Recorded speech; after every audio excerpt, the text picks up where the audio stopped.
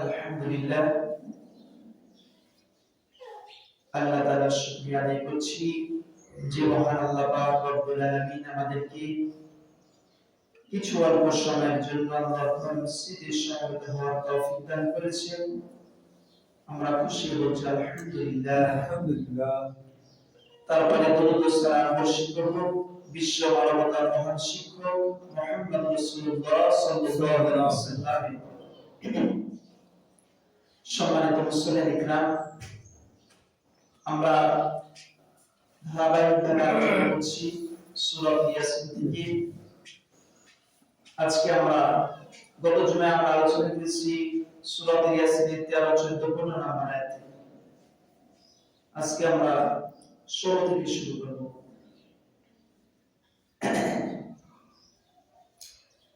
আল্লাহ পাক রব্বুল আলামিন ইরশাদ করছেন, قالوا ربنا يعلم إنا إليكم لمرسلون। তারা বলল, আমাদের রব জানেন আমরা অবশ্যই তোমাদের কাছে তার পাঠানো রাসূল।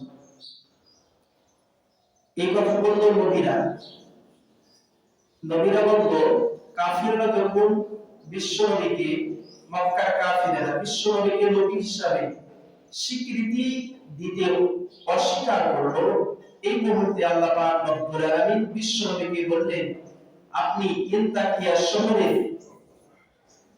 কাহিনী এই কাফেরদের সামনে উপস্থাপন করুন। এবং সেই সূচনা লগ্নে ইনতাকিয়া শহরের অধিবাসীগণ নবীদেরকে যখন অস্বীকার করা শুরু করলো, তখন নবীরা তিনারা এবার ইরশাদ করছেন, তিনারা বলতেছেন, ক্বালু রাব্বুনা ইয়ালামু ইন্না ইলাইকুম লামুরসালুন। তারা বলল, আমাদের রব জানে তোমরা যে অস্বীকার করছো আমাদেরকে, আমাদের রব জানে আমরা অবশ্যই তোমাদের কাছে তার পাঠানো রাসূল। এটা কারা বলছে বলতো? নবীরা। তারা বলছে কাফিরদেরকে। এরপর নবীরা তিনারা আরো বলতেছেন, আমাদের কাজ কি জানো? কাফিরদেরকে প্রশ্ন করছে, আমাদের কাজ কি জানো? ওয়া মা আলাইনা ইল্লাল বালাগুল মুবিন। আমাদের কাজ হচ্ছে তোমাদের কাছে সুস্পষ্ট ভাবে আল্লাহর এই বাণীটা তোমাদের কাছে পৌঁছানো, এটাই হচ্ছে আমাদের কাজ।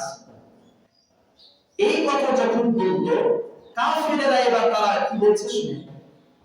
আল্লাহ পাক রব্বুল আলামিন বলছে, ক্বালু ইন্না তাতায়্যারনা বিকুম লা ইল্লাম তানতাহু লানারজুমান্নাকুম ওয়া লায়ামাসসান্নাকুম মিন্না আযাবুন আলীম। ক্বালু ইন্না তাতায়্যারনা, ক্বালু কাফিররা বলল, ইন্না নিশ্চয়, তাতায়্যারনা এই নবীদেরকে বলল, তোমরা হচ্ছে অমঙ্গল, অর্থাৎ তোমরা হচ্ছে অশুভ, তোমরা বিপদগামী ব্যক্তি। এটা বলার কারণ হচ্ছে ওই সময় যখন নবীরা অস্বীকার করতে লাগলো, নবীদেরকে যখন মানতে চাচ্ছিল না, তখন কিছুদিনের জন্য আল্লাহ পাক রব্বুল আলামিন বৃষ্টিকে বর্ষণ করা বন্ধ করেছে।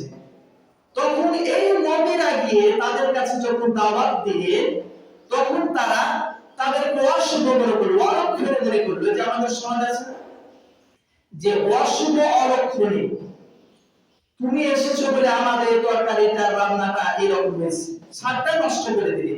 তুমি আসলে বলে আমাদের তেলটা স্বাদটা নষ্ট হয়ে গেল। তুমি আসলে বলে এই কাজটা করছে। এটা হচ্ছে একটা অশুভ অকল্যাণ বলে কিছু নাই। আবার কিছু কিছু মানুষ আছে কি রবিবারে বাঁশ কাটলে নাকি বাঁশই কাটা যাবে না। এগুলো একেবারে ভিত্তিহীন বানোয়াট কথা, এর কোনো ভিত্তি নাই। অশুভ অকল্যাণ বলে ইসলামে কোনো কিছু আছে কথা বলে কিচ্ছু নাই। আল্লাহ পাক রব্বুল আলামিন যে আল্লাহ পাক রব্বুল শনিবারও দিয়েছেন, রবিবারও আল্লাহ তাআলা দিয়েছেন, সোমবারও আল্লাহ তাআলা দিয়েছেন। আর আপনি এখানে কিভাবে পেলেন যে রবিবারের দিন বাঁশ কাটা যাবে না? এটা মানুষের একটা ধারণা। তো তারা মনে করছে তোমরা হচ্ছে অশুভ অলক্ষণে। অশুভ অলক্ষণে না হলে কি এই বৃষ্টি আমাদের বন্ধ হয়ে থাকতো? কাফেররা এরকম তারা যখন মুক্তি দান করলো, তারা কি বলল তারপরে? লা ইল্লাম তানতাহু লানারজুমান্নাকুম ওয়া লায়ামাসসান্নাকুম মিন্না আযাবুন আলীম। তোমরা যে দাওয়াতটা দিচ্ছ, এই দাওয়াতটা থেকে যদি অব্যাহত না রাখো, তোমরা বিরত যদি না হও, তোমাদেরকে আমরা পাথর মেরে হত্যা করব। এমনকি এক পর্যায়ে এক চাইতে কঠিন ওয়ালা চিৎকার করে নাউযুবিল্লাহ। এগুলো বলছে কারা বলতো? কাফেররা। কাদেরকে বলছে? নবীদেরকে বলছে তোমরা এই দাওয়াতের মিশন থেকে যদি অব্যাহত না রাখো, বিরত না হও, তাহলে তোমাদেরকে আমরা পাথর মেরে হত্যা করব। কত বড় কথা! এরপর আল্লাহ তাআলা এর ইরশাদ করছেন, ক্বালু তা'iরুকুম মা'আকুম আইন তুকিরতুম বাল আনতুম কওমুন মুসরিফুন। তারা বলল তোমরা হচ্ছে দুর্ভাগ্য, অকল্যাণ। এই যে তোমরা আমাদেরকে দুর্ভাগ্য বলছো, তোমরা আমাদেরকে অসভ্য বলছো, তোমরা আমাদেরকে অকল্যাণমুখী বলছো, আসলে এগুলো তোমাদের সাথে লেগে আছে। তোমরা বলছো আমরা না, এটা আমাদের কাজ নয়, বরং স্মরণ করিয়ে দেওয়া হচ্ছে এটা কি অমঙ্গল কাজ নয়। আসলে তোমরা হচ্ছে একটা সীমালঙ্ঘন জাতি, তোমরা হচ্ছে একটা সীমালঙ্ঘন একটা গোষ্ঠী। তোমাদের কারণে, তোমাদের দোষের কারণে আল্লাহ পাক রব্বুল আলামিন বৃষ্টি বন্ধ করেছে। এরপর ওয়াজা আমিন আকসাল মাদিনাতি রাজুলিন ইয়াসা ক্বালা ইয়া কওমি ইত্তাবিউল মুরসালিন। ওই যে এমন সময় নাগরীর এক প্রান্ত থেকে ওই যে প্রথমে ইসলাম কবুল করেছে হাবিব বিন আজ্জাল নামে এক বৃদ্ধ লোক, এই ব্যক্তি এবার দৌড়ে আসলো যে নবীদেরকে এরকম ভাবে অশুভ করলেন বলে তাদেরকে হত্যা করার হুমকি ধমক এভাবে দিচ্ছে। তিনি যখন শুনতে পেয়েছে তড়িঘড়ি করে তাড়াতাড়ি করে দৌড়ে আসছে। আসার পর কি বলছে জানেন? তিনি বলছেন ক্বালা, এবারে হাবিব বিন আজ্জাল বৃদ্ধ লোককে বলছে ক্বালা, তিনি বললেন ইয়া কওম, হে আমার জাতির লোকেরা, হে আমার জনগোষ্ঠীরা, হে আমার কওমেরা, তোমরা শুনো, ইত্তাবিউ, তোমরা এই নবীদের অনুসরণ করো, এই নবীদের ইত্তেবা করো, মুরসালুন, এই লোকে তোমরা আল্লাহ রাসূলদের তোমরা অনুকরণ করো। যখন এই কথা বললো তখন কি বলছে দেখেন, ইত্তাবিউ মান লা ইয়াসআলুকুম আজরা ওয়া হুম মুহতাদুন, এই যে রাসূলদের তোমরা অনুসরণ করো যে তোমাদের হেদায়েতের দিকে তোমাদেরকে আকৃষ্ট করতে চায়। তোমরা ভাবছো যে তোমাদের কাছে দাওয়াত দিবে, দাওয়াত দেওয়ার পর তোমাদের কাছে মজুরি নিবে, কিন্তু টাকা পয়সা মনে হয় নেবে না। এবারে হাবিব বিন আজ্জাল রাসূলদেরকে বললেন আপনারা কি কোনো পারিশ্রমিক নেবেন? বলছে না, আমরা এগুলো কিচ্ছু না, বরঞ্চ আমরা ইসলামের দাওয়াত, কালেমার দাওয়াতটা তাদের কাছে নিকটে আমরা পৌঁছে দেব। তখন এইভাবে হাবিব বিন আজ্জালের বৃদ্ধ লোকটি তাদেরকে, কাফেরদেরকে বরাবরই বলল তোমাদের কাছ থেকে কোনো পারিশ্রমিক নেবে না, কোনো মজুরিও নেবে না, কোনো টাকা পয়সা নেবে না, তোমরা চিন্তা করো না, তোমরা শুধু কালেমার দাওয়াতটা গ্রহণ করো। এইভাবে তিনি তাদেরকে বুঝাইতে চাচ্ছেন। বুঝাইতে তিনি এবার কি বলছে দেখেন, এই হাবিবের বৃদ্ধ লোকটি না যা, এই ব্যক্তিটি বলছে ওয়ামা লিয়া লা আ'বুদুল্লাযী ফাতারানি ওয়া ইলাইহি তুরজাউন। এই হাবিব বিন আজ্জাল বৃদ্ধ লোকটি তিনি বলছে আমার জন্য এমন কি হয়েছে, আমি কি করব না, কেন আমার রবের ইবাদত করব না, কেন আমার রবের দাসত্ব করব না, কেন আমার রবের হুকুম পালন করব না, কেন করব না? যিনি আমাকে সৃষ্টি করেছেন তারে তো অবশ্যই ইবাদত করব। এই কথাটা বলছেন কে বলুন তো? হাবিব বিন আজ্জাল। তো বৃদ্ধ লোকটি তাদের সামনে বক্তব্য তুলে ধরছেন, আপনারা কেন তার ইবাদত করবে না? তিনি আমাদেরকে সৃষ্টি করেছেন, তিনি আমাদেরকে লালিত পালিত করছেন, তিনি আমাদের জন্ম থেকে মৃত্যু পর্যন্ত এই পর্যন্ত দাঁড় করিয়ে দিয়েছে। সে রবের কেন আমরা দাসত্ব, তার গোলামি করব না কেন? এইভাবে করে তারা এই হাবিব বিন আজ্জাল এই কাফেরদেরকে এইভাবে তাদেরকে বলতেছে। বলতে বলতে তিনি বলছেন তিনি আমাদেরকে সৃষ্টি করেছেন ওয়া ইলাইহি তুরজাউন, এবং আমাদের সকলকে তাদের নিকটে আবার প্রত্যাবর্তন করতে হবে, তার কাছে ফিরে যেতে হবে। কাজে তোমরা তার ইবাদত বন্দেগী করো এবং এই কালেমা দাওয়াতটা মেনে নাও। এরপর বলছে আ'তাখিযু মিন দুনিহা আলিহাতান ইউরিদুর রাহমানু বিদুররিল্লাহ তুগনি আন্নি শাফাআতুহুম শাইআ ওয়া লা ইউকিদুন। আমি কি তাকে বাদ দিয়ে অন্য কোনো মাহবুবকে গ্রহণ করব? আমি কি তাকে বাদ দিয়ে আমি অন্য কোনো মাহবুবে কি তোমাদের লাত মারা উজ্জা হবল এদেরকে আমরা গ্রহণ করব? আমার রব যদি কোনো ক্ষতি করার চেষ্টা করে, এই যে তোমাদের লাত মারা উজ্জা হবল এগুলো দেখতে পাচ্ছ না, এই মূর্তিগুলো দেখতে পাচ্ছ না, এই দেবতাগুলো দেখতে পাচ্ছ না, এগুলো আমার কোনো কিছু করতে পারবে না। তোমরা মনে করছো এই আমাদের লাত মারা উজ্জা হবল এগুলো আমাদেরকে জান্নাতে নিয়ে যাবে, নরকে নিয়ে যাবে না? তোমরা এটা ভাবছো, এটা উক্তি করছো তোমরা? এইভাবে তাদেরকে প্রশ্ন করছে, এইভাবে তাদেরকে বুঝাইতেছে। পৃথিবীতে কিছু অ্যাকসেন্ট মানুষ আছে, তারা বলে শাফাআত করবেন, শাফাআত নিয়ে বসে আছে, কিছু ভণ্ড নামের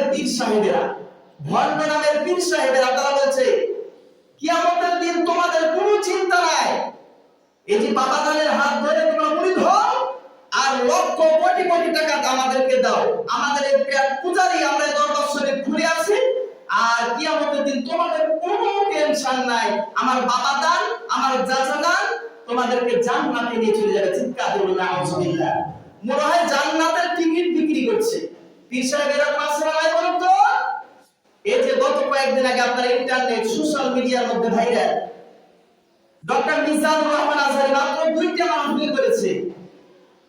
এই পীর নামে ভণ্ড সাদিকুর রহমান একজন, তিনি বলেছেন এই ডক্টর মিজানুর রহমান আজহারী যদি কল্লাটাকেও আমার কাছে এনে দেয় তাকে 10 লক্ষ টাকা পুরস্কার দেওয়া হবে। চিৎকার করে নাউজুবিল্লাহ। এরা হচ্ছে সেই ভণ্ড পীর যখন সরকারে তারা গুণকীর্তন গাইতো, ওই সময় ফাঁসিবাদীর সময় আল্লামা দেলোয়ার হোসেন সাইদি হাফিজাহুল্লাহকে যখন ফাঁসির কাষ্ঠের মধ্যে চড়ানো হলো, ওই সময় তারা কোনো কথা বলে নাই, তারা হাসছিল। এমনকি তারা মিষ্টি বিতরণ করে তারা খেয়েছিল। এরাই হচ্ছে সেই ভণ্ড পীর, এরাই হচ্ছে সেই ভণ্ড পীর। মানুষ কি চিনে না? অবশ্যই চিনে। আল্লাহ পাক রব্বুল আলামিন বলছেন কাল কিয়ামতের ময়দানে কি হবে শুনো। আল্লাহ রাব্বুল আলামিন ঘোষণা করে দিলেন কাল কিয়ামতের ময়দানে মানুষ সময় কি হবে। এই যে পীর সাহেবেরা বরাবরই করছে আমার দাদা জান আমার চাচা জান আমার আব্বা জান তোমাদেরকে জান্নাত নিয়ে যাবে, এইভাবে করে তারা একটা দরবার শরীফ খুলে বসে আছে। আর যারা মূর্খ জাহেল মানুষ তারা ওই দরবারের মধ্যে তারা শামিল হচ্ছে আর কোটি কোটি টাকা দিচ্ছে পীর সাহেবকে। আর এই পীর সাহেব 2 হাতে টাকা কামাই করে তারা অনেক টাকার পাহাড় জমিয়ে দিচ্ছে। কথা বলেন মুসলমান ঠিক কিনা?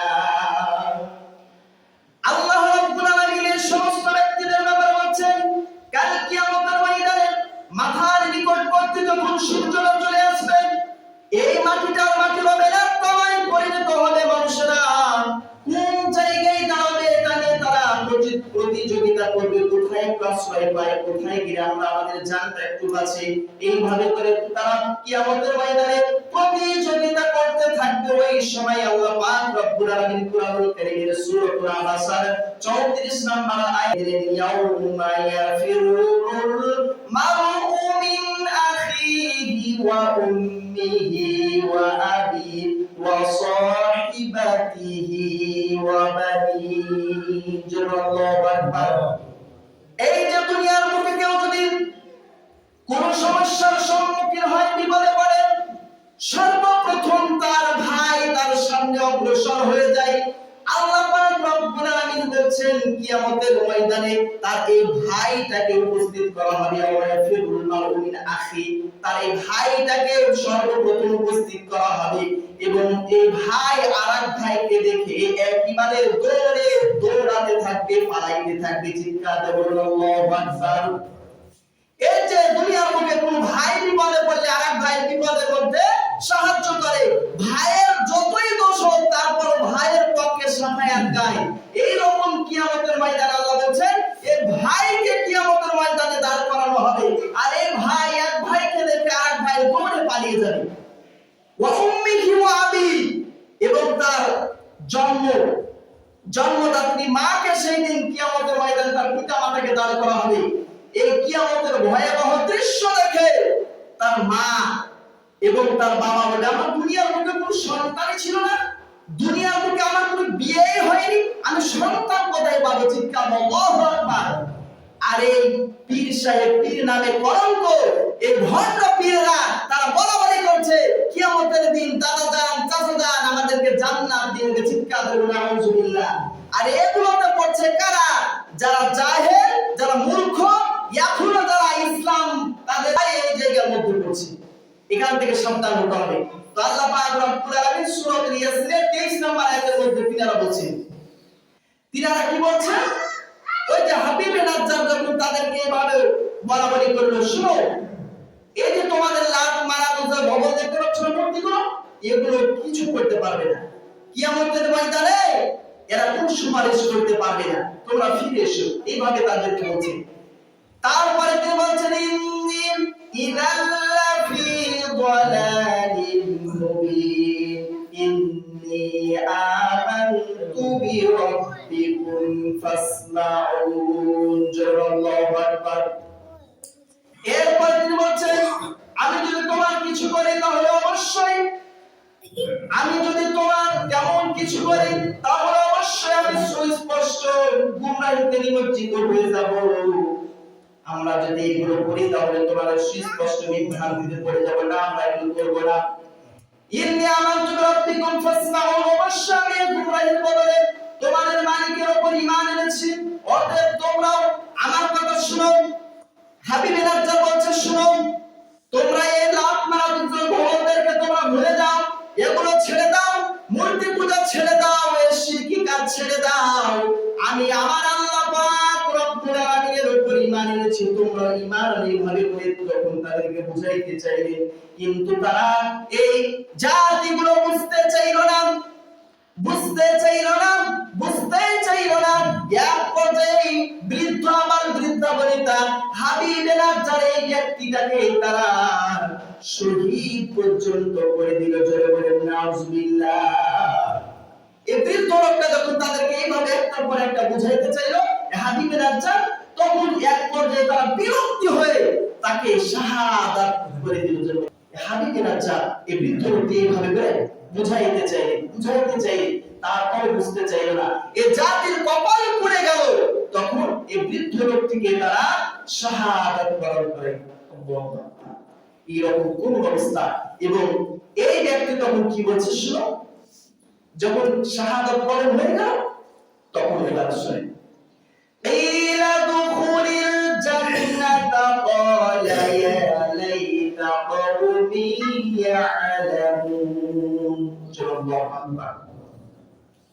তিনি এবার বলতেছিলেন হাবিব নাজ্জার যখন শাহাদাত বরণ করলেন, তখন তিনি মৃত্যুর পর কি বলছেন আল্লাহ তাআলা কুরআনুল কারীমের সূরা ইয়াসিনের 26 নম্বর আয়াতে তার কথাগুলো তুলে ধরেছেন। তিনি বলতেছেন শুনে, মেরে ফেলার পর তাকে বলা হলো যাও তুমি গিয়ে এই জান্নাতের মধ্যে প্রবেশ করো। জোরে বলেন সুবহানাল্লাহ। এবং সে আফসোস করতেছে, আফসোস করে বলছে হায়, আফসোস করছে যদি আমার জাতি আমার এই সৌভাগ্যের কথাটা জানতে পারতো তাহলে কতই না ভালো হতো।